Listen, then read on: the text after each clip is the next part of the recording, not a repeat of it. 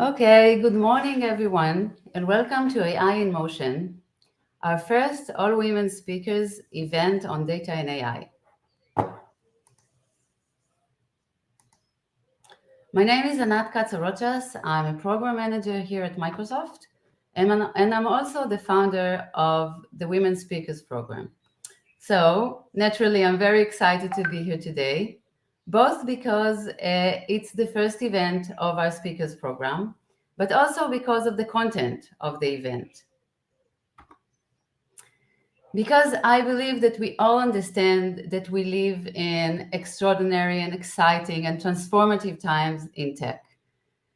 We've seen tremendous development in the field of data and AI in the recent months that are actually changing some of the foundation that we understand about software development.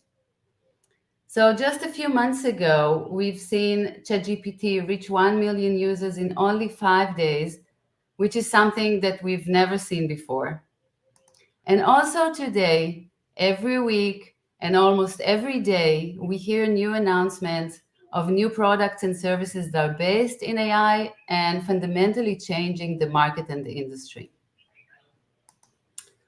And what we also understand is that all these AI developments and rapid changes are fundamentally changing the way that each and every one of us work and will work in the coming future. It doesn't matter if you're a developer or a data scientist or a marketer, a salesperson, a CFO, or any other knowledge worker. The way that you worked until today is not the way that you're going to work in the near future and in the coming months. And your work is going to become much, much more efficient. And of course, Microsoft is in the heart of this transformation. With our AI and Copilot offering across all our product portfolio, including Microsoft 365 and Bing and Windows and GitHub and Dynamics 365 and Power Platform, our job or our objective is to make your life and your work much easier and much more efficient. At the same time, we also understand the huge power of this technology. And therefore, it's extremely, extremely important for us to make sure we use it responsibly, to make sure that the products and the services that we ship out are secure and transparent and fair and safe. And it's also to ensure that the world that we create with this new technology is a world that I and you and everybody would like to live here in the future. And today, you're going to hear from 6 women that spend their day-to-day at work making this a reality. And they're going to share with you their experiences with these technologies and also their insights. Now, some of you may ask why only women speakers? And the answer is that we are also here to promote gender diversity and gender balance in tech. We want to see more women in tech. We want to see more women in stages, taking active roles in these tremendous times. And as you can see, we still have work to do. In this image, you can see that the proportion of men and women speakers in AI conferences in 2023 still have much more men than women. So we're not there yet. And that's why we created the Women Speakers Program, to see more women on stage. We understand that standing on stage as a professional woman is something with great, great impact on our individual professional growth. At the same time, we understand that for most of us, it's not an easy step. It requires courage. It requires to go out of your comfort zone. It requires training and practice. And therefore, in our speakers program, the heart of it is a community of speakers and of speakers to be that support each other throughout the speaking engagement process. And we provide also mentoring and training sessions and speaking opportunities such as this event. So again, we are very excited. We have a packed agenda with 6 wonderful speakers that will share their insights and experiences on data and AI. And without further ado, I'd like to switch to Adi that will present our first speaker. Thank you so much, Anat. So my name is Adi. I'm the developer and startups go-to-market in Microsoft Southeast Europe. And it's my true pleasure to introduce the next speaker, which is Einav Blumenfeld, product manager in Microsoft Search Assistant in the Intelligent Hive team, developing AI-based solutions across Microsoft 365. The stage is yours. Good luck, Einav.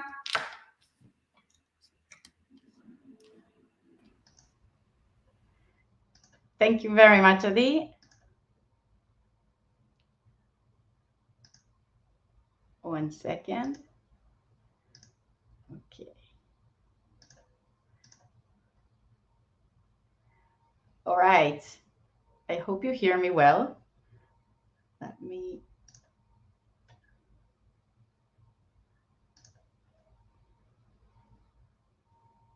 Hi, everyone. Do you hear me well? Just double checking. I guess it's the first question to ask always.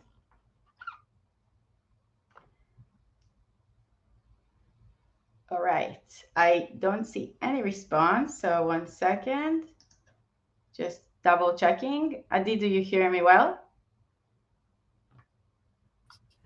We were able to hear you very well, but you might want All to right. switch to the second screen.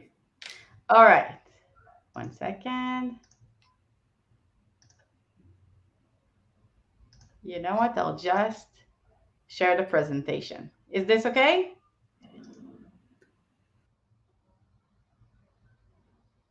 I apologize for this. Adi, do you see my screen? We can see the thank you screen. Yeah, okay. So, okay. Perfect. This is perfect. Great. Sorry for the connectivity issues. I'll start again. Thank you, Adi, for introducing me. Thank you, Anat, for this amazing program. It's a pleasure to meet you. My name is Einav, and I'm a product manager at Microsoft in a team called MSAI Hive.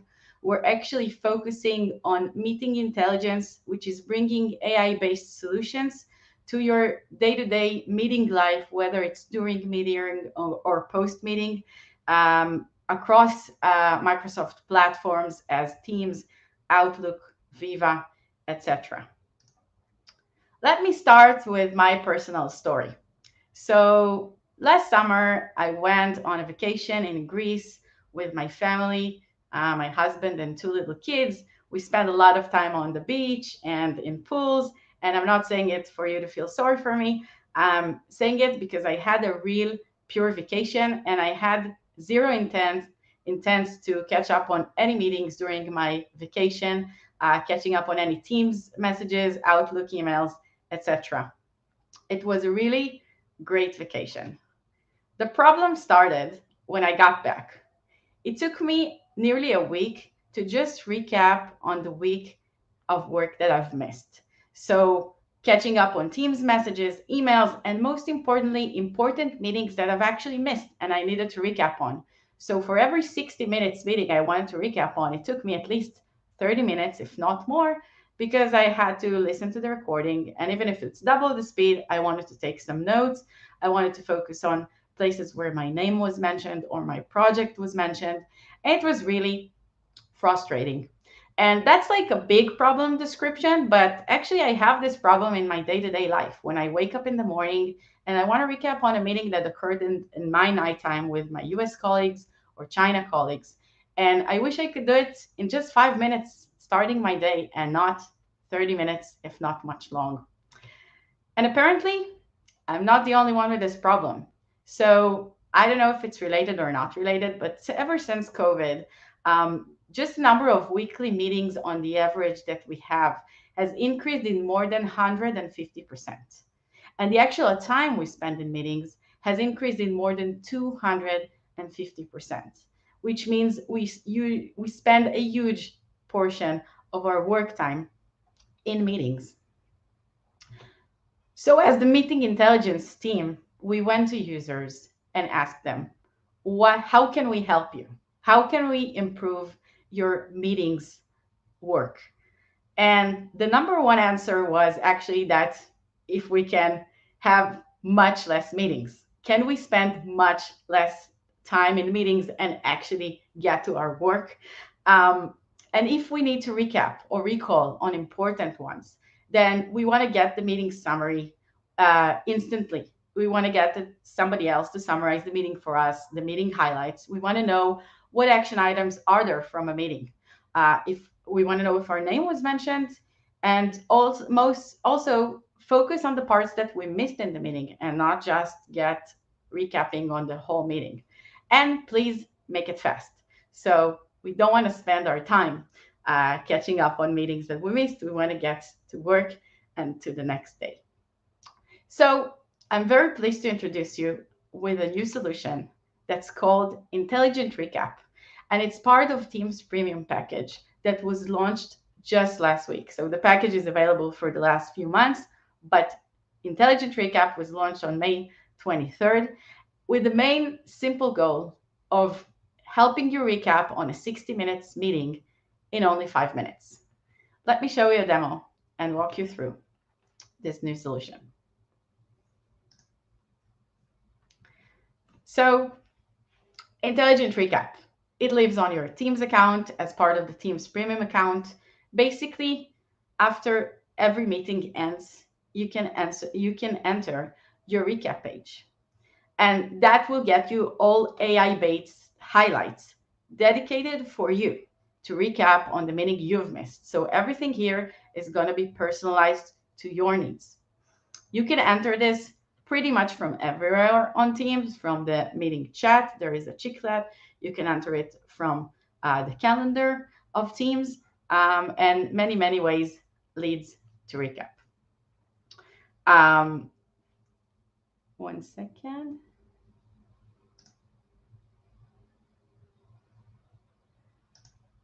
I don't know why it stopped, but I'll make it work.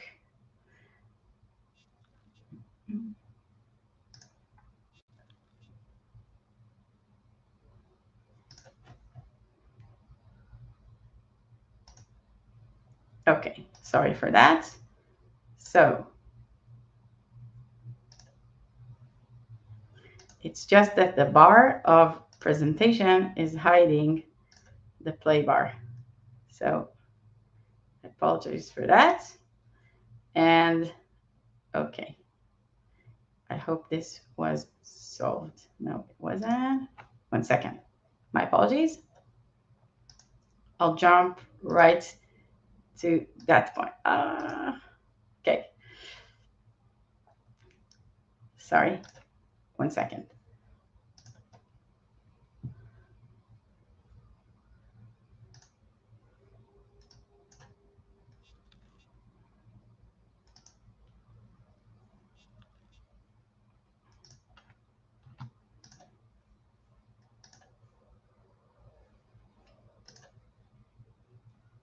My apologies. I'll share my screen again. And I hope you will get to see it properly.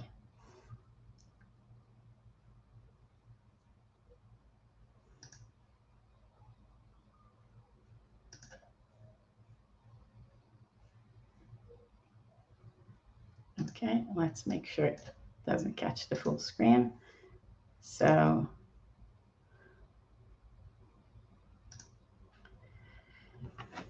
all right, apologize for that. I hope you see my screen. I don't see that yet, but let me.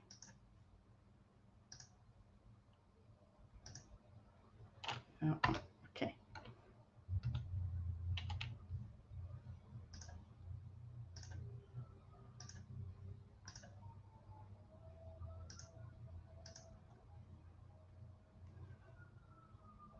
Again, I apologize. That's a new platform that I'm not very much familiar with.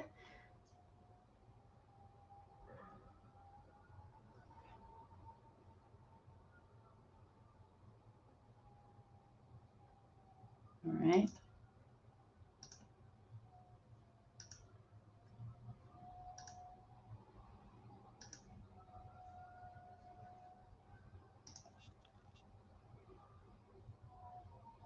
I don't know why it's stuck.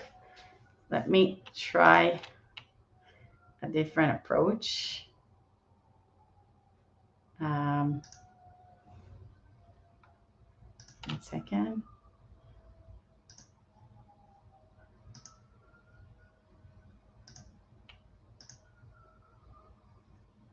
Okay. I hope you see my screen. And I apologize for the technicalities. I tried a different approach and I don't know if it works.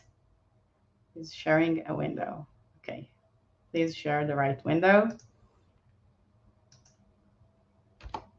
Okay. Got it. I hope you listen to me. Just want to make sure you know this is not confidential, of course.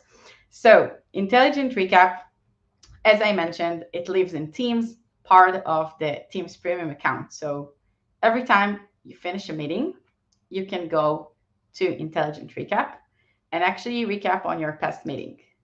And I see that the video is still not very well cooperating with me. So let's just share the screen of that. 1 second. I won't show you the video. I guess it's too heavy for the system. Let me try and share my presentation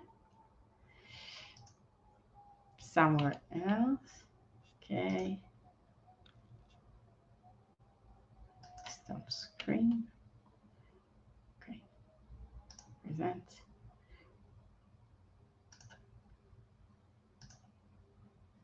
Okay.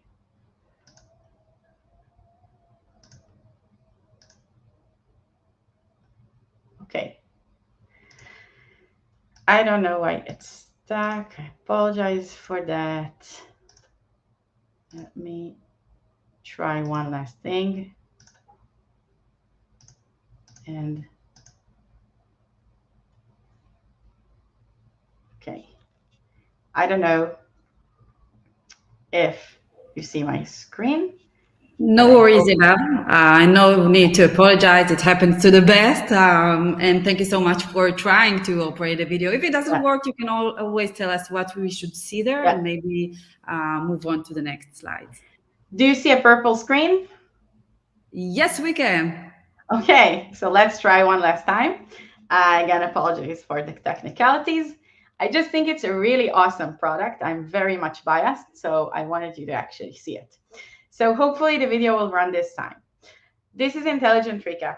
As you can see, you can enter it right after the meeting ends from many places on Teams. And this is personalized insights for you. Many of them are AI-based, and it will get you the recapping experience we wish for. So you can enter the Recap tab.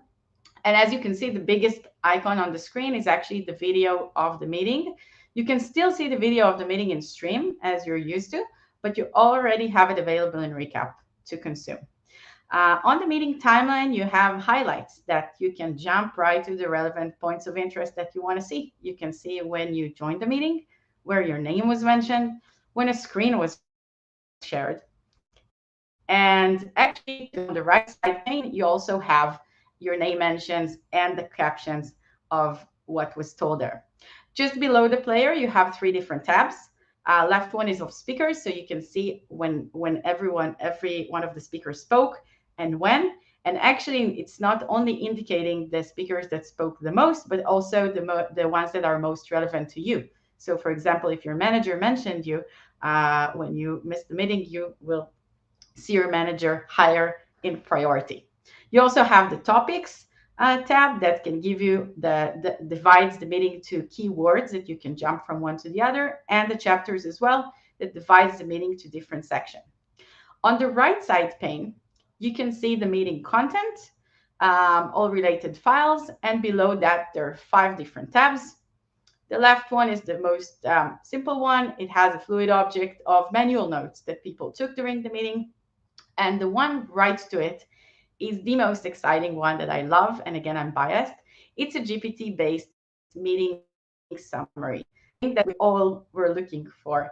And just below that, the action items from the meeting, again, AI-based and automatically calculated from the meeting. On top of that, you have the transcript tab and the chat tab to the right, and of course, the mentions tab that we already covered before. And I really hope this video was exciting enough to wait for, because we had to wait a long time to make it work. And now let's hope we'll spend less time in making it go away. 1 second. All right, great. Video solved. So what did we see here? How do we disrupt meeting productivity market? We got GPT for meeting summary. We got AI-based features that can save us time and make us more effective, recapping on meetings, like as action items, detecting our names and the actual phrasing that we were mentioned, and also find us the most important speaker for us and get the meeting divided to different topics and chapters so we can move quickly to the sections that interest us most. So this is the new era of meetings. Now your action items will be to join only the meetings that you need. You can ask your colleagues to record the ones that you wish to recap on later, and actually also set an automatic recording for a recurring one that you organize. You can recap on meetings in your free time, improve your productivity, and most importantly, enjoy a better work-life balance. Thank you for listening to me and for joining our session. Feel free to reach out in my email or LinkedIn. And thank you for taking the time also through the technical limitations. Have a great day. Thank you so much, Einav. You are a true champ. You were able to nail it and present the video. And all of us would like to learn how to have a better balance between life and work. So with that, we're discussing about the potential of that. So let us move to Maayan Yedidia. Maayan is a data scientist, and she has a data science background, and she's a senior product manager in Azure Media AI team in the Israeli R&D Center. She's leading all of the vision and audio AI investment. Moving to you, Maayan.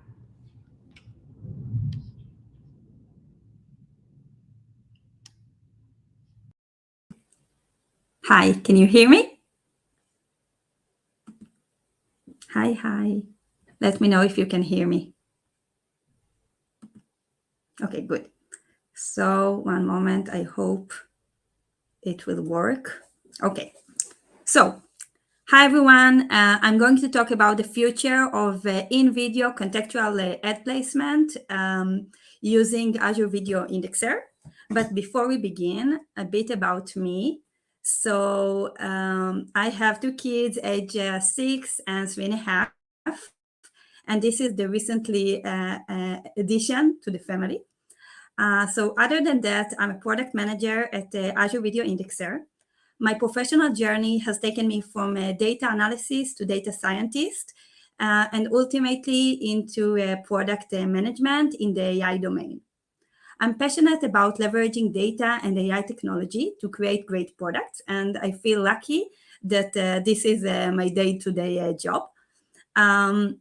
And I'm going to talk today about one of the most interesting features I got to work on lately. So let's start.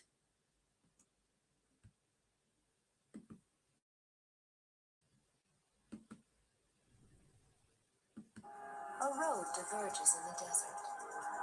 Lexus.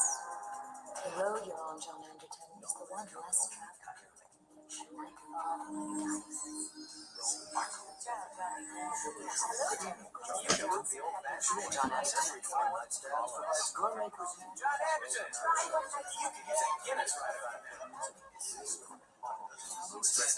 John Anderton. Visiting the middle house and get away, John Anderton. Forget your troubles.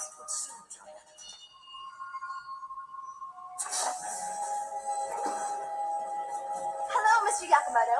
Welcome back to the Gap. How does assorted tank tops work out for you? Mr. Yakamoto. Hey, Miss Balfour, did you come back for another pair of those chamois lace-ups? So, 20 years ago, when this movie was created, truly personalized ad experience was considered science fiction. 10 years ago, it was considered innovative, and today, needless to say, personalization is the standard for most of the advertisers. Advertisers are able to tailor their messages to individuals based on their preferences, behaviors, and demographic information. However, in the past couple of years, people have become increasingly worried about their right for privacy. So, on the one hand, customers still prefer to purchase from brands that offer personalized experience, and the conversion rates are high in this area. But at the same time, people are concerned about the way their personal data is being used. So, government and companies across the world are adding new policies and regulations such as GDPR, CCPA, and Apple ATT update introduced in iOS 14, restricting the data that companies can collect on users and adding the need to explicit consent in order to use personal data for commercial use. This results in new challenges for advertisers. This was actually so dramatic that Mark Zuckerberg estimated that the iOS 14 changes alone will have a dramatic effect on Facebook.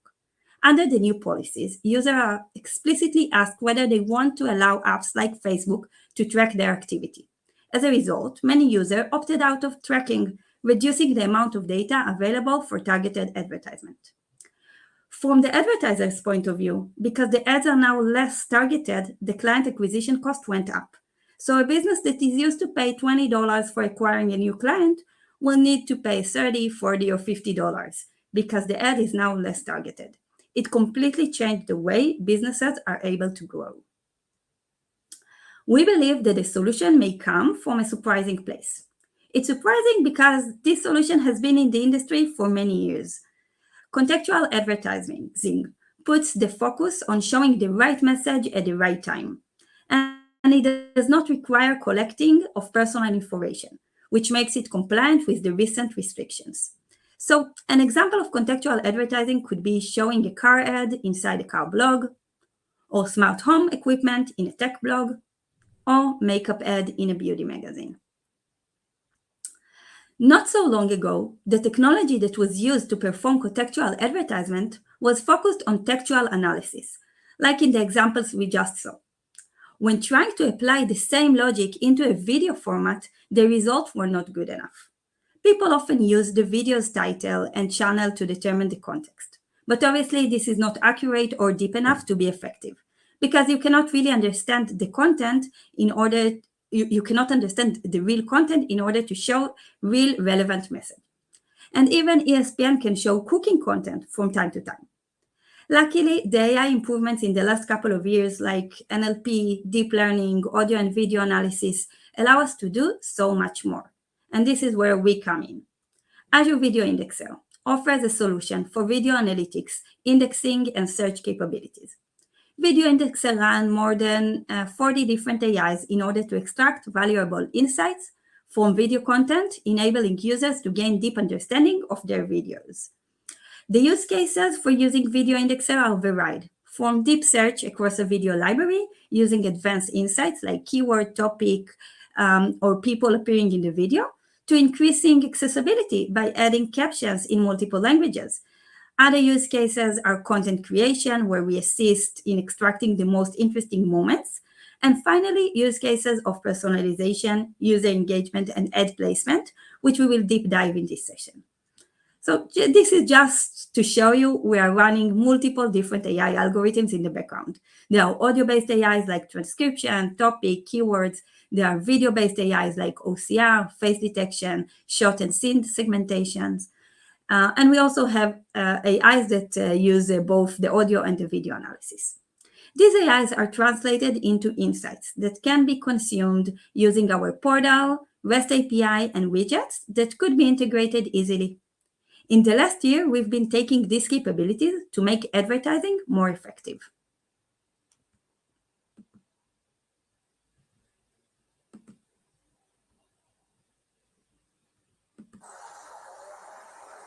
Do you have any friends in Paris?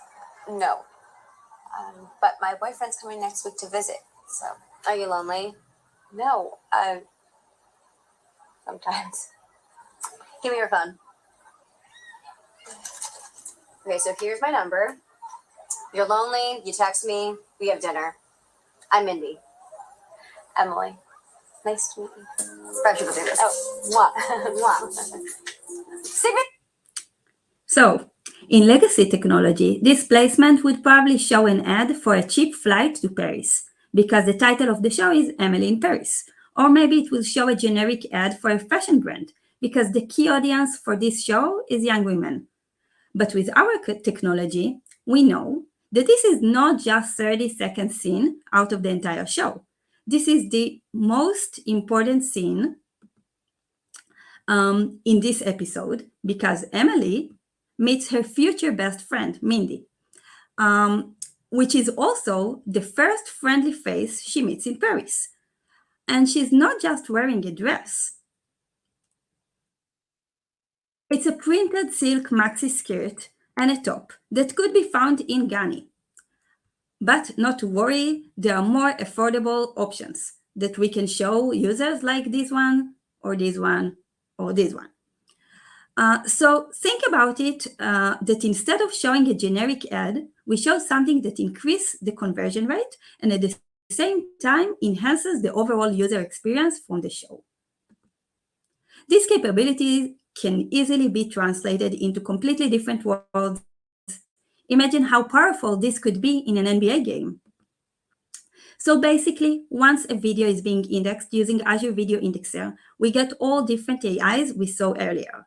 Then we apply a machine learning algorithm that receives all the relevant AIs like key scenes, celebrities, sentiment, emotions, frame quality, and more. It's actually a classic showcase of the power of video indexer's multimodality approach, where 1 + 1 can equal 3.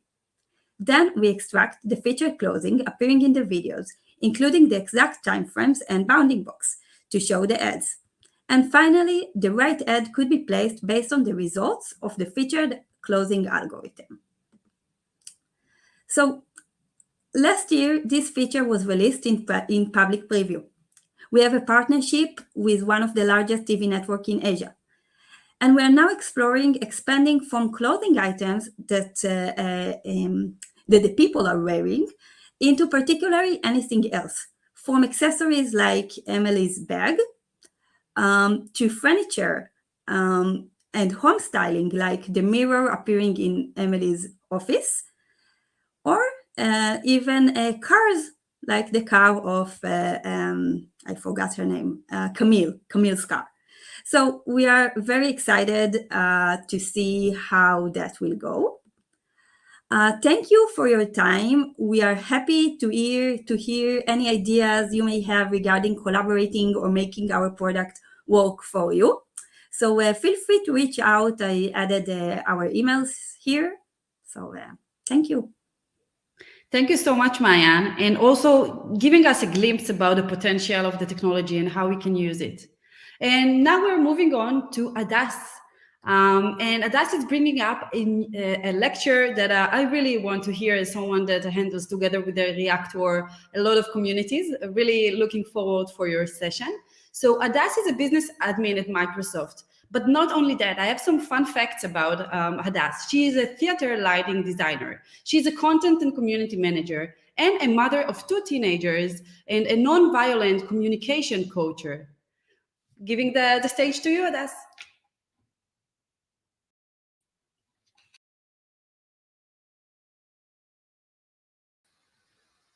Thank you, Adi. Can you hear me? Okay, I'm guessing you can hear me now? Yes, we can. Great.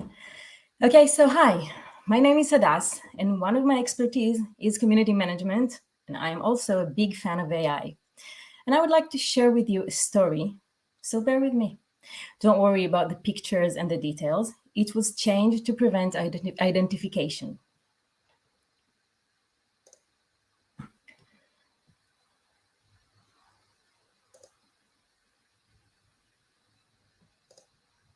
Wait a minute. moving slides is a bit.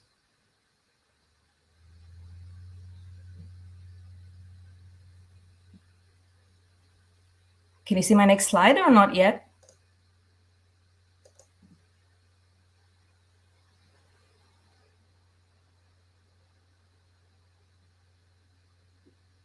Wait, I cannot We move to can my see next the slide. next slide. Maybe just, yes, open it again. Reopen it. Okay, sorry.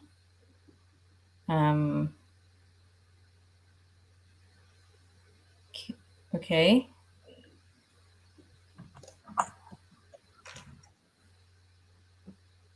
It is still not moving. Let's try again.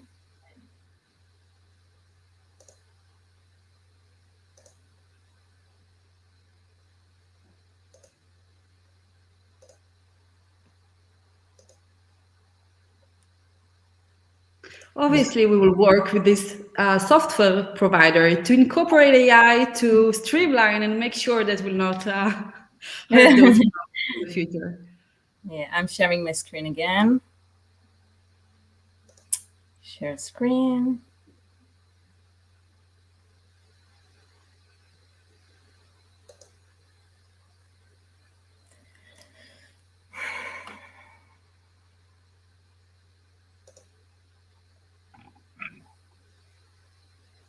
Yeah, it moves a bit slow, so apologies again.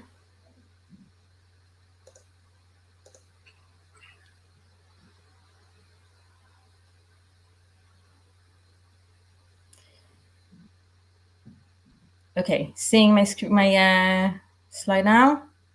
Let's see, it moves to the next one.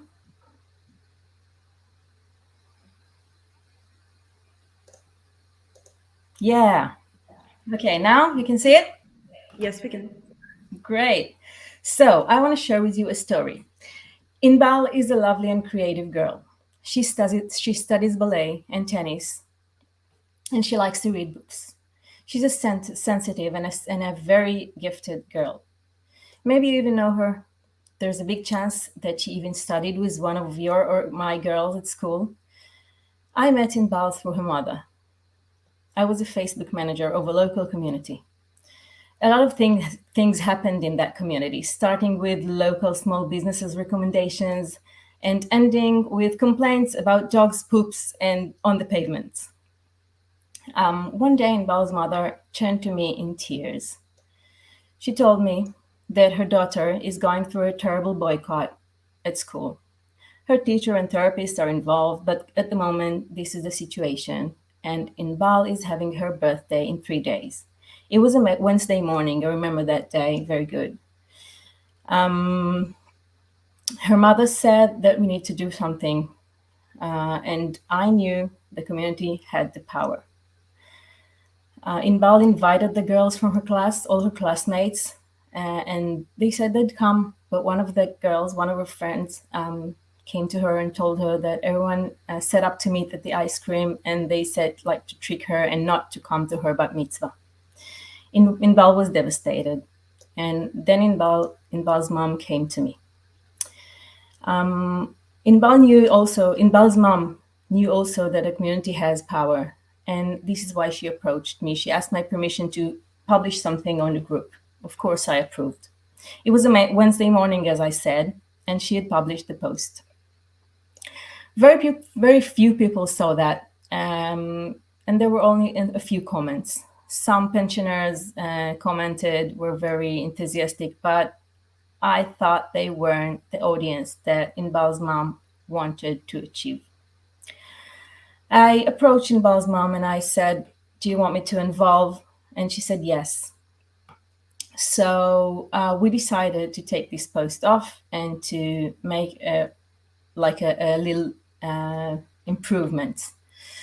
I sat on the statistics of the Facebook and that Facebook provides on groups, trying to figure out when the traffic is the highest.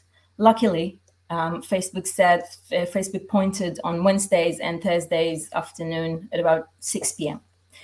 I also read the post and understood that Inbal's mom wrote it with a sense of anger and blame. So I told her, let's try to rephrase it, okay? I have some skills of marketing communication and community management, and of course content writing, and also, as Adi mentioned, knowledge in nonviolent communication. So we sat on it together and we wrote something emotional that we could publish. It was 6 p.m. on Wednesday. It arrived, and we published the posts. Inbal's mom published the posts. I also gave a call to 4 moms that I knew that are the mothers of elementary school elementary school kids, and I asked them to engage. I asked them to notice and to give comments, and that maybe they could speak to their kids. On Thursday morning, there were already conversations at school and in Inbal's class. On Friday noon, Inbal celebrated a bat mitzvah with all her classmates and a few other girls who came to make her happy. One of them remained her best friend up to this day, although they didn't know before. She just came to make Inbal happy. Inbal is now in high school. So why am I telling you this, and what's the connection to AI? As a community major, as I said, I like to say that community has power. I also like to say that I'd spend more than half a working day on this event. It took me a lot of time, but now I know that AI can double the power and decrease my time investment. Fast forward to present day. Let's assume that Inbal's mom calls me with her story. I approve her ask and tell her to use ChatGPT to phrase her post. Inbal writes a relevant prompt. I can assist her with that. It'll take me like 2 minutes. And ChatGPT writes like one option. Maybe she can ask her to shorten it or to be more specific about it or some other comments. And then, boom, we have like 1 or 2 posts that we can use. I would also use a community management copilot if it would exist. Yes, this one is not, it's not here yet, but why not imagine? To analyze the best engagement hours of parents with kids in elementary school, and also for community influencers and target them without having to address personally to parents I knew, trying to remember the names and write each one of them a team, like a message personally. This is not only statistics about activity of the group, which we have now, but much more targeted data. As I mentioned, this story has a happy ending. But as a community manager, I think there are a lot of AI, a lot in AI that we can use right now. And there is a great potential for future use to help us with time investment, not a waste, because it's investment and not a waste, because the goal is very important, and community growth, of course. So I have created a short list of community managers' use of some of the topics I think we can use to for our assistance with group management. The first one is lead generation for user acquisition. Okay, that's for building communities. Behavior analysis, of course, that we can know who joins the community and when, who lives it and when and why. And also identifications of ambassadors and influencers, and we can use this info. Identifying potential community ambassadors and influencers, as I said, identification of spam and inappropriate or harmful content. Real-time monitoring for early detection of potential issues. AI can help us with this a lot. Maintaining a safe and inclusive community environment. user profiling and segmentation for a more accurate content, and building the community vision and work plan. And this is a very important feature in community management. I keep hearing from people that uses ChatGPT or Bard or any other AI chatting features that ask me if I'm not afraid of these features to replace us as community managers. I still think they can save us a lot of time, help us with unbiased answers, and assist us with conflict solving, but the human touch is still needed for a good community. Let's say, speaking about information, so when I say in this chart, I say chatbot is the old chatbots that we have like in banks and in sites that you ask them questions and then they have a bunch of answers. So regarding info, it's all about data they are giving. ChatGPT already has a great amount of data, and it's faster sometimes than us. But still, if you're an expertise in a content area, so you're still very appreciated as a person. Empathy, we're still better than this, than machines, although ChatGPT is developing very high skills on it. Regarding other expertise like code writing or writing poems, I think we still have advantages. So my answer would say no. We are still irreplaceable, and I don't think it is going to be changed soon.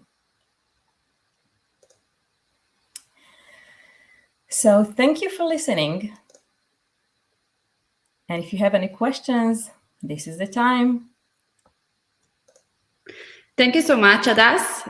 Really interesting topic. And also, if you have any questions, feel free to post it on the chat. We have all the speakers available and they can answer us on chat. And now we are moving on to the next speaker. We have Merav Mofaz with us. Hey, Merav, how are you? Hi, I'm good. Great. So Merav is a data scientist in Microsoft Education and also holds a PhD. She's a PhD candidate in Tel Aviv University. Good luck, Merav. Enjoy. Thank you. So, hello, everyone. It's great to be here. Today, I'm going to talk about a concept called Retrieval-Augmented generation. The session would be a little bit more technical, but I hope it will be interesting for you and will help you to implement solutions in your companies. So a bit about myself. As I presented, I'm a data scientist in Microsoft in the education group, and also learning the engineering faculty in Tel Aviv University, my PhD. So I will talk, as most of us, about something that you all know and maybe use also on a daily basis, called ChatGPT. So ChatGPT is essentially a large language model, or in short, LLM. And LLMs are deep learning models that were trained on huge amount of data until they learn to do various tasks like summarizing, translation, predictions, and generation of content, and they do it really well. And it works so well that it was adopted in the fastest pace ever recorded in history, with 1 million users after 5 days and 100 million users after a month. And ChatGPT also achieved some impressive results. It passed business school exams, several law school exams, and even the United States medical exam. And though it hasn't passed all of them with amazing results, it's still a breakthrough in AI ability to exhibit intelligent behavior. But with all those impressive abilities, LLMs like ChatGPT still has some major problems we need to face with as data scientists. And since it was trained on publicly available data, the knowledge of it is limited to what it has been exposed to. So if, for example, we will ask about something that happened after the training period, like something that was on the news a few days ago, it won't be able to answer on it correctly.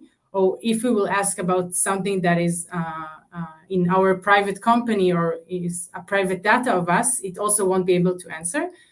But the problem is that sometimes, even when the model doesn't know, it still answers with confidence and tells us things that are incorrect or nonsensical. And to this problem, we call hallucination. And this is a common problem that we try to solve. So the question today would be how we can avoid those hallucinations and build something like ChatGPT, but that will be based on our own data and will be accurate and correct. So we have two main methods for doing that. The first one called fine-tuning. And the idea is to bake knowledge into the weights of the network. So we're talking about big neural networks that have weights. These are numbers that are helping the model to answer our questions. So the idea is to show the model a few or many examples from our database until it will learn it. The problem with that is that it's expensive. It requires professionals that knows how to tune these models. It doesn't scale very well because we need to, every time that there's a new piece of data that we want the model to know, we need to tune it again. It requires us to prepare the data, and in short, it's just a complicated solution. So in order to do something that is more simple but still effective, we have the second option that called Retrieval-Augmented generation, or in short, RAG.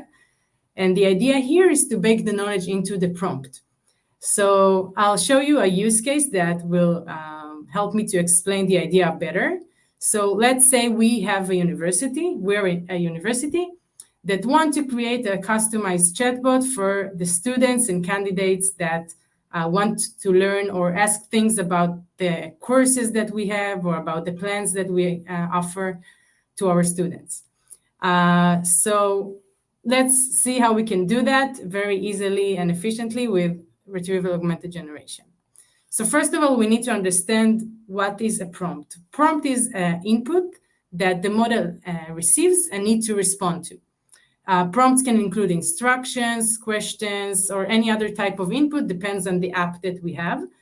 And in Retrieval-Augmented generation, we won't just ask the chat the question, rather we will insert to the prompt also the question that the user asked. The user here is the student in our university.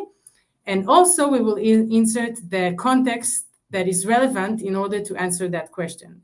And this will help the model not to just hallucinate and make up answers. It will help him to answer correctly based on our data. So let's look how it looks in general. So we have the student that asks something, our app. Let's say he asks which courses he can take in the field of AI or something like that. We take the question, we add more layers of information on top of it from our database, and then the chatbot responds with a more accurate result to the student. So if we will go more deep into that, the prompt components are as follows. We have the user query, so what the student asks. Here, the example I gave is a question that the student might ask. What are the possible courses I can take next semester in the field of AI? Then we have the system prompt. This is the general instructions that we tell the chat what it should be used for and what it should answer. So we tell it that you're an assistant that helps university students with the question, and we can elaborate more in this part. And we tell it explicitly only answer questions based on the context below. And if the context below doesn't answer the question, just say you don't know. Okay, this helps us to avoid hallucinations and avoid the model trying to satisfy us and answer anyway, even if it doesn't know. Then the third part of the prompt would be the context itself. So imagine that we take all the database of the university and just write it explicitly inside the prompt. It can be the syllabus of the courses, the hours of the courses, maybe about information about the plans that we offer, everything that might be helpful for the chat to use. And then we can also insert the chat history, whether if it's summarization of what we were, of the conversation of the chat and the student so far, or whether if it's the last messages that were sent. And the last part that we might want to insert to the prompt, but it's optional. It's the user context. So we can, for example, say to the model that the person that talks to you now, it's Merav, and she's a student, and she's in her 3rd year now, and she already took those courses, and etc., etc. We can insert any other information that would be useful for the chat to answer. And this is a great solution, but the truth is that it's a little bit more complicated than that, because we have tokens limitation. Tokens are pieces of text, small parts of word. So in GPT 3.5, which is the base of ChatGPT, we have a limitation of 3,000 words that we can put in the prompt, or and plus the response the chat would give. So the prompt plus the answer of the chat should not exceed 3,000 words. And in GPT-4, this was improved dramatically, and we can insert 24,000 words. But still, if we want to put all the information that we have in our database, it's still not enough. And also, if we had that, we won't have that limitation. It's expensive to send every time a lot of words in the prompt, because the pricing is per token. So what we can do about it, how we can solve it. So here comes the retrieval part of the solution. And the idea is that we will just choose the most relevant pieces of text from our knowledge base that will help the model to answer the question. So let's go step by step and see how we can do that. First of all, we store all the database of all the knowledge that we have in our organization in a database. Here I will show you just one possible implementation of that using vectors. So what we do is we take all the data that we have, all the documents, and we split it into smaller pieces of text called chunks.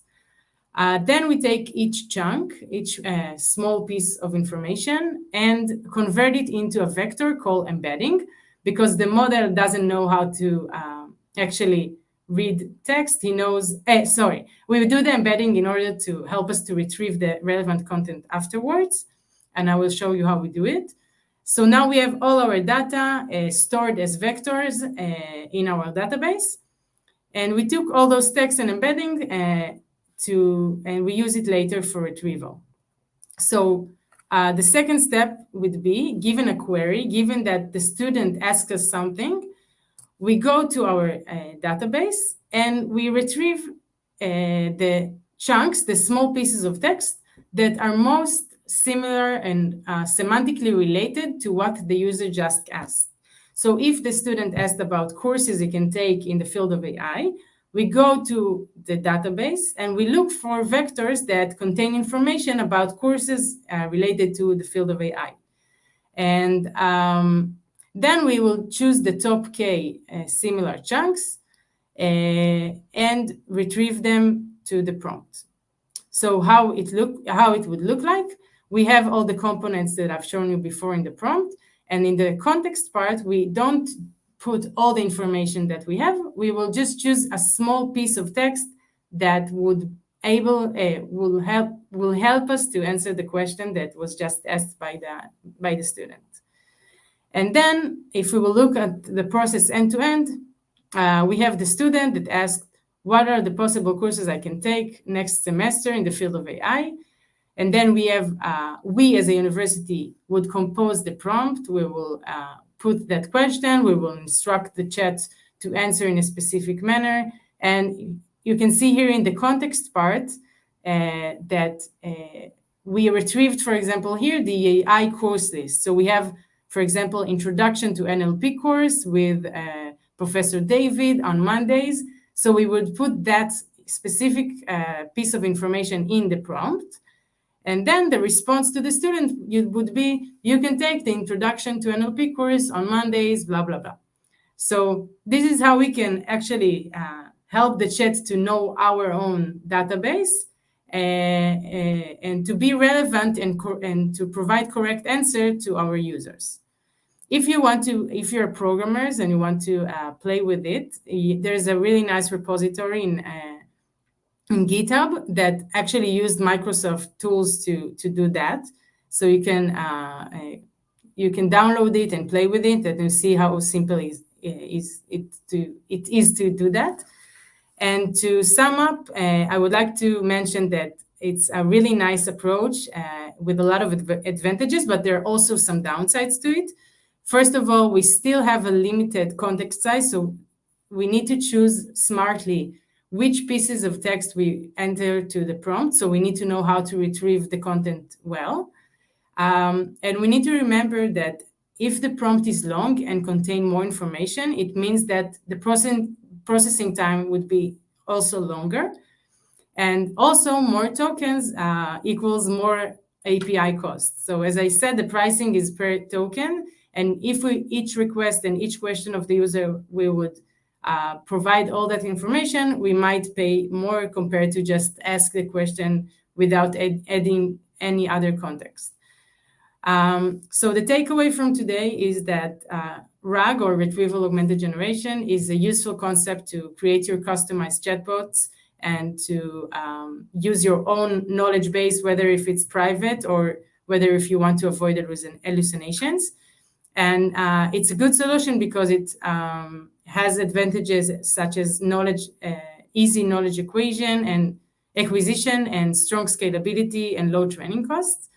And that's it. I hope you learned something and that you followed, and that it might help you in your use case in your company to create your own customized chat. Thank you so much, Merav. It was fascinating. If you found this content interesting, and of course you do, or you did, so we just want to let you know that we have a full series about AI. It's called the AI Show. It's StreamYard every Tuesday afternoon, and we will share the link in the comments. And this week we're going to discuss about models fine-tuning deeply with a lot of case studies, so you might want to join. And now we're moving on to the next session. Hello, Leah. Thank you for joining us today. Leah is the senior content designer on the Sales Copilot team, where she designed AI-powered products for enterprise users. How are you? I'm good, thanks. How are you? Great. Enjoy. Thank you so much. And thank you to the team and to Anat. Hey, it's really an honor to be sharing the stage with all of these talented women. So I'm going to be talking about championing responsible AI. But first, let's imagine that you have been stopped by the police. When they find out your name, they arrest you immediately. There's a warrant for your arrest in the US state of Louisiana. But you are a law-abiding person, and you have never even been to Louisiana. The police take you straight to jail, where you spend 6 days. This is exactly what happened to Randall Reed late last year. He spent 6 days in jail. His parents made phone calls, hired lawyers, and spent thousands of dollars trying to figure out why the police thought he was a criminal. And finally, they discovered it was because facial recognition AI had mistakenly matched Reed with someone in the surveillance footage. My name is Leah Krauss, and as Adi said, I'm a content designer working on the Microsoft Sales Copilot team. I also serve as a responsible AI champion for my team. So this topic, which is very hot right now, is also near and dear to my heart, and it has been ever since I've started working on AI products. So as we saw with Randall Reed, responsible AI is really important. AI can determine whether you get a job interview, whether you keep your job, whether you get a mortgage, and more. And responsibility is our way of making sure that people don't get hurt or left out. Now, Merav did a very nice job explaining data science before in a technical way. I want to get on the same page for what I call data science for designers. This is how I think of data science, because I am not a data scientist, and sometimes algorithms can be a little bit intimidating and seem like a black box. So here's a quick data science lesson. I call it data science for designers. We actually intuitively use an algorithm every night when we want to make dinner. The inputs are what kind of food we have in the house, how much time we have, how much energy, whether those old ketchup packets really count as a valid input. And the output of our algorithm is the dinner that we create. We also have to think about what the definition of success is. Now, I'm a parent, and so my definition of success is a meal that my children will eat and that also has some vegetables in it. If you ask my kids, however, their definition of success is a meal where they get to eat lots of Nutella. So important to align on that definition of success. But that's an algorithm. Not so intimidating, right? Microsoft's Office of Responsible AI says that any algorithm we create or any AI product that we build must be based on these principles: fairness, reliability and safety, privacy and security, inclusiveness, transparency, and accountability. And we'll soon see some examples of these. Let's look at an example of a responsible AI project that I worked on while I was working actually at Dropbox: image recognition. You probably know that Dropbox has been allowing you to store photos from the beginning, but now with this image recognition product, all of these new tags would automatically appear on your photos. So a photo like this would get automatic tags like beauty, hand, nail polish, and more. And according to the AI model, it would also have the tag woman because it's a woman's hand. Now, image recognition AI across the board is pretty good at identifying people who are white and male. It's less good at identifying cisgender women. And as we saw in the case with Randall Reed, even less good at identifying people of color, and especially women of color. And the even worse news is that when it comes to people who are trans or non-binary, image recognition is not good at identifying them. This all is not very fair or inclusive, and our AI needs to be in order to be responsible. So the problems we saw with image recognition, and especially trans and non-binary people, were these. First of all, the AI can be wrong, and it often is. And secondly, the act of placing a gender label on a person's photograph may be harmful in itself. Because we learned that although gender is no longer a binary, the data sets on which the models are trained still are a binary. So how can we make this AI tool more responsible? Well, we did it by replacing any tag related to gender with one tag that said person.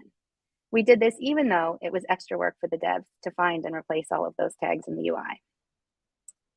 So, are you feeling inspired? Are you ready to build better AI? Great, I was hoping you would be.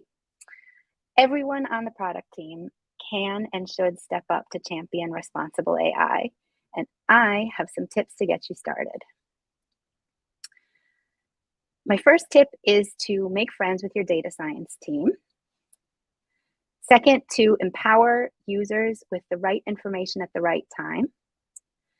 And finally, to be on the lookout for what could go wrong. Okay, tip number one, make friends with your data science team. And if you are a data scientist, make friends with your design team. I work on a product called Microsoft Viva Sales. It's a tool that uses AI to help sellers save time when they're communicating with their customers. You can see it here on the side panel of your Outlook screen. Sorry about that. So let's say I'm a seller and I want to follow up on a customer meeting. I can click the Summarize a Sales Meeting button right here at the top. AI works on generating the message, and I get this draft into my customer Alberto, recapping our recent meeting. It has a nice intro, some action items, and a friendly closing. Now, why do we need to collaborate across disciplines? Well, as Merav also explained very well in the previous talk, Summarize a Sales Meeting is only part of the prompt that we're giving the AI. We also need to add constraints, like that the email should be sales focused, and we need to define the format. And actually, all emails that summarize a sales meeting in Viva Sales have an introductory paragraph, and then a list of action items in bulleted list form, and then a nice closing. So the data science team and the content team collaborated on this format. And of course, we need to include responsible AI principles so that we make sure that the email generated is inclusive, respectful, and fair. How can we collaborate across these disciplines? Well, at least for the designers, it isn't actually uncharted territory. We've been here before. There has always been a time when we were told that it was too early to be involved in a project or too technical. But of course, we know that's not really true, and that we should be involved as early as possible so that we can talk about all these things and start defining them together with the data science team. So reach out to your squad members as soon as possible. My second tip is to empower your users with the right information at the right moment. The first reason we need to do this is because we need to give guidance. AI is new, and lots of people often don't know what they're supposed to do with your tool. We have to balance between keeping people in their workflow also and giving them the information they need to get their job done. So if I'm a seller, at first, I probably won't know what Viva Sales is. But while I'm exploring, I can click on this tooltip here near the headline, and I can see this information. Get automated suggested drafts for sales emails with AI-generated content. And then I'll know that it's an AI-powered tool, and for lots of people, and at lots of moments in their workflow, this may be enough information, especially if I'm just playing around with it and I want to see what kind of email is generated when I click the button. But because I'm using AI for work, where the stakes are high if something goes wrong, then later in the workflow, I may want to know more about how it all works. That's when I'll click the How It Works link. And it takes me to the AI info pane. And here I can see information about how the model works and how to get the best results. And for people who really want to dig deeper, they can take this link to the documentation. And this is how we empower our users to get exactly the information they need at the point in their workflow when they need it. The other reason we need to give users the right information at the right time is to set their expectations. And also because AI is new, people don't know what they can reasonably expect it to do. So once I've generated my email to my customer, I'm reminded that the suggested content is AI generated and that I have to make sure it's accurate and appropriate before I send it. Why do we do this? Well, when we guide and we set expectations and then we meet them, this is how we start to build trust. And if your users don't trust your AI product, they will definitely not use it. My third tip, which is also the juiciest one, is to think about what could go wrong. Why do we need to do this? Well, the bad behavior part of AI is probably what most of you think of when you think of responsible AI. It's certainly the part that has been making the news in the past few months. So let's look at an example. All of the little characters in this presentation I created with the AI image generation tool, Midjourney. Midjourney is actually a bot in a chat room. So in addition to my own prompts and images, I can see what images everyone else in the chat room is asking for and getting. So while I was minding my own business, generating cute little Muppets, this prompt and image caught my eye. It says an artistic drawing, a Jew of the Bible times, fully dressed with a traditional headscarf, blah, blah, blah. It caught my eye because I'm also Jewish. And so I stopped for a moment to think about how I felt about this image. It's not bad, I guess, stereotypical, but basically harmless. But because I have trained myself at this point to think about what could go wrong with AI, I figured that if there are people generating basically harmless images of Jewish people, are there also more toxic prompts and images? Well, yes. I searched the chat room for the term greedy Jew, and here's what popped up first. If you don't happen to know, this is a textbook anti-Semitic trope. Greedy Jew, big nose, diabolical, pile of cash. The prompt is dangerous and hurtful enough, so I'm not going to show you the image that was generated. But do you see how I used this thought experiment to pretty quickly identify a responsible AI problem? And then I reported it, of course. So this is something that you can do on your own products as well, thinking about how they could be misused. My 3 kids, remember them from dinner? Were super excited about Midjourney. And they asked me to generate a unicorn blasting sparkles and glitter out of its nose. And this is what we got. It's pretty cool. They were excited. That 5th arm at the top is pretty trippy. And if you are a parent or even just young at heart, you probably won't be surprised that the next thing they wanted me to generate was the glitter and sparkles blasting out the other end of the unicorn. But, the word farting is banned from Midjourney. So Midjourney does have banned prompts, just greedy Jew doesn't happen to be one of them, unfortunately. So there are 2 stages when we need to think about what could go wrong. Of course, the first one is at the model stage to make sure that responsibility is already an integral part of your AI model and the algorithm. But as we saw now from the Midjourney example, you also need to think about it at the product stage, because there's always going to be people who are going to try and do something naughty with your product. And if you can anticipate that and plan for it, then you can have things built into the product, whether that's error messages, if a prompt is likely to be inappropriate, or behavior that's just banned outright. And that can help give everyone a safer and more fair and inclusive experience. So all of that was to say that you can do it. And I hope that you will all go to work tomorrow and start thinking about these issues and start championing responsible AI. I have a ton more resources, so if anybody is interested, you're welcome to contact me and with questions or with guidance. And thank you very much. Thank you so much, Leah. And sure, we do more additional content. We provided some on the comments. You can see some links to Microsoft Learn, to docs, to learn about the explainable AI and some other resources. And thank you so much also for a great presentation. And now we are moving on to the last presentation in the series today, before doing the recap. And we have with us Maayan Naaman. She is a senior PM in Microsoft Defender for Cloud and observant Jewish employees and their allies at Microsoft ERG leader. So thank you so much, Maayan, for being the last host today, the last speaker. Can you hear me? See my screen? We can see the screen and we can hear you, but we can hear, but we cannot see you yet. Let me know if you see the screen properly.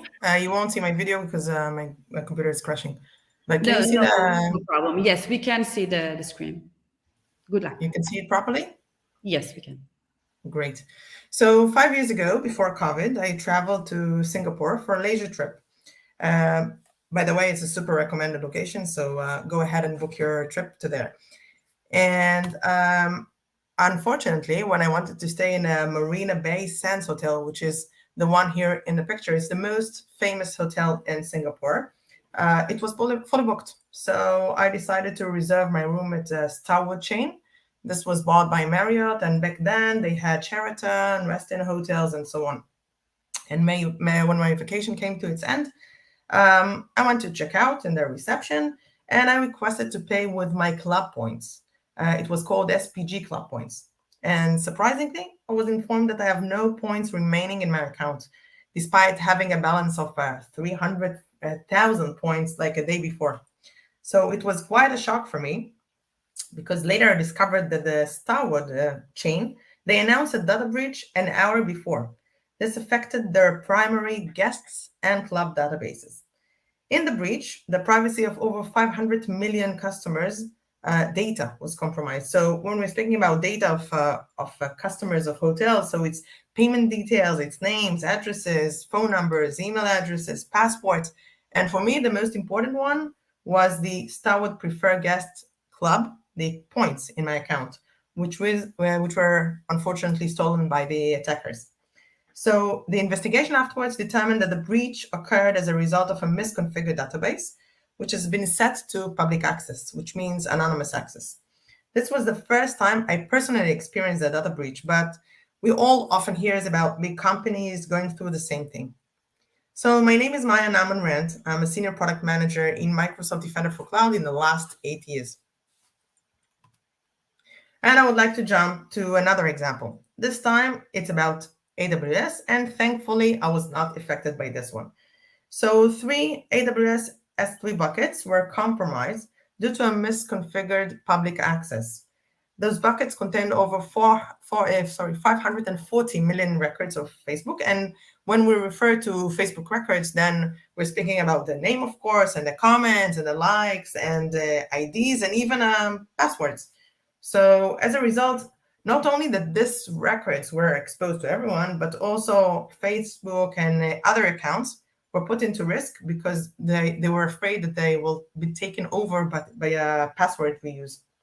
So as you can imagine, attackers took advantage of it, and they used the data that they exposed to ruin people's reputation, and also they demanded money from various Facebook records. So the main concern does not lie in the fact that Facebook saved the data in the S3 buckets, of course, but rather about the lack of awareness of changes in configuration or misconfiguration. And in such cases, misconfiguration can lead to disaster, as you can see in Facebook. The next example happened in 2017. It's about Accenture, and they made a big mistake. They left AWS S3 buckets unprotected. As a result, lots of important stuff got exposed, like decryption keys and user data and digital certificates and so on. So can you believe that over 130 gigabytes of sensitive data was exposed to everyone? Some of the stolen info even ended up in the darknet in the end. My last example here is the most recent one. It was exposed like 15 days ago. It's about Toyota. I believe that part of you has a personal or leased car of Toyota, and this might be relevant for you. So Toyota just exposed a breach which happened over the last 10 years, from 2013 to 2023. And during this breach, the data which was exposed due to a misconfigured database in this case was the GPS navigation ID of every car, the chassis number of the cars, as well as a live location and historical location of each and every vehicle from the 2 million ones. So I think it's unbelievable how frequent we come across news about data breaches almost on a daily basis. So let's drill in about the data about the data breaches in general. And I looked into Verizon's latest report. And we can see, according to the report, that 90% of the data breaches are financially motivated, which means attackers are looking for data, but not for all data. They're looking for a specific one. In this case, they're looking for credit cards, for bank accounts, SWIFT codes, and so on. And due to the high adoption of the cloud, 45% of the breaches occur in the cloud. Now let's understand what's the cause of the breach. So more than 80% of the breaches are caused by human error. When I'm speaking about human error, as we have seen in the examples, it can be a database which was configured to be exposed to the internet, so you can access it from every IP address, or a storage account or S3 buckets, which was configured to anonymous access, which we call public access. And let's also look at the cost. So taking care of data breaches costs a lot of money to the industry. And looking at the US, just in 2023, we can see that $9 million were invested just in handling those data breaches. And comparing it to 2022, we have an increase of 12% in the cost of these data breaches. So the prioritizing the security of the cloud data estate is essential for every company. So security starts with visibility, and security teams today have blind spot when it comes to discover the cloud data estate. This is due to the complex and dynamic nature of the cloud. So when we're speaking about cloud data estate challenges, we can refer to three categories. So the first one is the ability to discover the cloud data estate. It is hard to understand what does the customer have, if it's subscriptions, AWS accounts, buckets, storage, DBs, and so on. The second one is the ability to reduce the risk for the data. So as you can imagine, there are lots of misconfigurations, and we want to point out to the customer and to prioritize for him which one can lead to a real breach. And the last one is the ability to detect threats to cloud estates. So since the cloud is dynamic, security teams need to monitor and respond to suspicious activity all the time. And of course, they need to detect if there is an ongoing breach in their organization. So we recently released 2 public previews. The first one is a data security posture management, which allow customers to automatically discover all their cloud data resources, the DBs, the storage, VMs, and so on, and then to identify the sensitive storages, the ones that contains real sensitive data. It can be PII, it can be financial data, credentials, and so on. And we also allow customers to see possible attack path, potential attack path, which means a graphic flow of a possible way to access their sensitive data. In the right side, I'm sorry, we can see the Defender for Storage. And this is the second public preview that we released. It includes a near real-time malware scanning, which is very important. I'm sorry. And the ability to detect sensitive data exposure and malicious use of SAS keys. So what do we offer? First, we offer a frictionless onboarding, which allows automatically auto-discovery of all the resources. Using the data and the sensitive resources we detected, we can uncover the risks for customers. And in the last stage, we can help them remediate the risk even before the data breach happens. So most scanners in the market, competitors, and also Microsoft, they use to scan all the data. And as you can imagine, scanning all the data of the customer takes a long time and is super expensive. So we decided this does not fit anymore. And we created a new scanner, which is with one click, like really easy onboarding, and without the need to install any agent. It's like a pure agentless solution. We provide predictive time scan and a smart, ultra-fast, sampling-based effective scan, which means we're not scanning, if we're speaking about storage account, for example, in Azure, we're not scanning the whole storage account, but we're just sampling, and it's enough for us to determine if the resource is sensitive or not. So after we use a smart scanning, we want to understand where the customer can see the results. So where can he see where is his sensitive resources and what are the risks? So Microsoft Defender for Cloud has a new initiative called Cloud Map. It consists of 2 parts. The first one is the attack path analysis. It's a graphic way, as I mentioned, and I will show an example afterwards, to identify at-risk resources and eventually remediate them. And the second part is the Security Explorer. So we allow customers to customize and use predefined queries on their data. For example, I want to see all my DBs that are exposed to the internet, or I want to see all my storage accounts that contain sensitive data. After setting the query, I get a list of resources and I can investigate. So let's see like a few examples. This is an example of an attack path of storage, which is exposed to the internet. So we see that we have a storage account. Inside the storage, there is a container in Azure.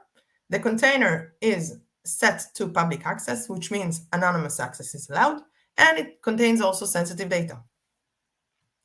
You can see in the right side of the screen the exact sensitive data that we detected through the scan. In this case, it's debit card and credit card, and we even provide file samples to the customer for further investigation. Second attack path is very common. So customers who are working with RDS, they usually set the RDS environment to have RDS snapshot, but they are not aware of the configuration of the snapshot, and they usually put the snapshot as public, which means that every user with AWS account worldwide can access this snapshot. The last example is about the Security Explorer, where I explained that customer can create his own queries. In this case, I created a very simple query, all my storage containers that contain sensitive data according to my scan, and also set to public access. And then I get a list of resources underneath, and in the right side, I can again see all my sensitivity info, which was detected in the resource I click on.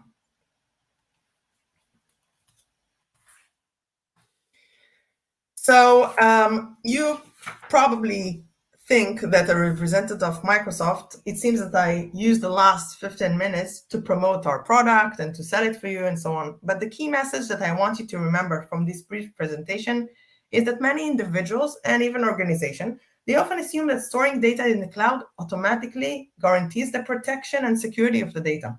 However, as I demonstrated today, it is not that case. It's essential to carefully consider how you configure your cloud resources and to ensure also the best possible protection of your data. So for more information, you are more than welcome to contact me in my email address. And thank you very much, Anat and the team, for initiating this great session.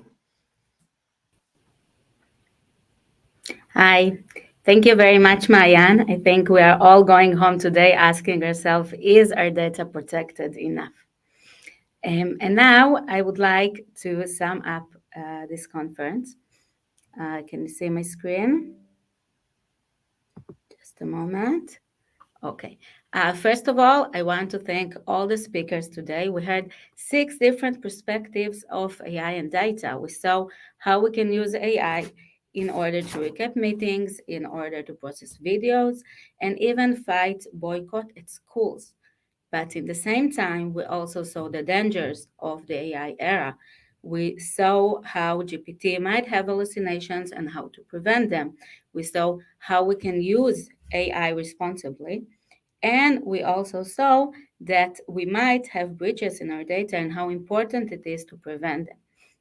So I want to thank all the speakers for talking to us today about AI and how powerful it is and yet dangerous. And I want to thank the Microsoft Reactor for hosting us today and the Women Microsoft ERG program for organizing the Women Speakers program. And of course, all the organizers, Adi, Anat, and Ortal, thank you very much. Thank you, Inbal from the Reactor, and a big special thank you. Thank you, Erden from the Reactor, and a big special thank you to Inbal Sagiv, who did an outstanding work organizing this conference and mentoring the speakers, for many of whom it was their first time on stage.